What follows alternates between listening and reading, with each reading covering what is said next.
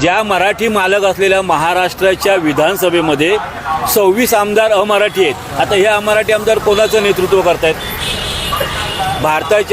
भारत संघ राज्याच्या संसदेमध्ये 5 खासदार अमराठी आहेत. किती? हे कोणाचं नेतृत्व करतायत?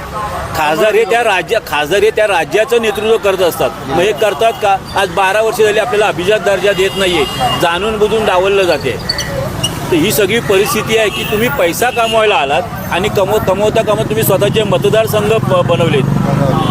तुम्ही तुमच्या राज्य सुधारायला पाहिजे. आता आपण जे कर देतो GSTच्या मार्फत आपण 100 रुपये देतो, त्यातले 7 पैसे आपल्याला मिळतात आणि बिहार UPना 100, 150, 200 रुपये मिळतात. प्लस त्यांची लोक इकडे येतात आणि त्यांच्यासाठी आपण इकडे इन्फ्रास्ट्रक्चर तयार करतो.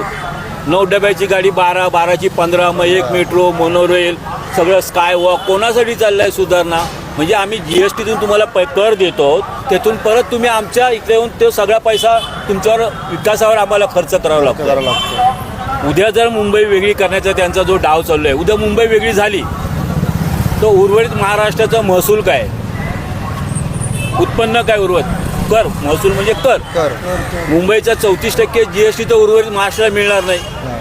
उद्या उर्वरित महाराष्ट्रातल्या मी उर्वरित महाराष्ट्र लोकांसाठी पण हे बोलतो की तुमच्या मुलांना जर उद्या मेडिकलमध्ये जर ॲडमिशन घ्यायचं असेल मुंबईमध्ये येऊन कॉलेज, आणि मुंबईमध्येच कॉलेजेस आहेत, तर तुम्हाला इथला डोमेसाईल नसणार. तुमच्याकडे इंजिनिअरिंगसाठी डोमेसाईल नसणार. तुम्हाला इथं शासकीय सोयी सवलती मिळणार नाही. मग तुम्ही कोकणात राहत असा, पुन्हा कोल्हापूरला, कुठे यवतमाळ, नागपूरला राहत असा, तुम्हाला महाराष्ट्राच्या मुंबईचे जे डोमेसाईलचे हक्क आहेत ते भूमिपुत्र नाही मिळणार.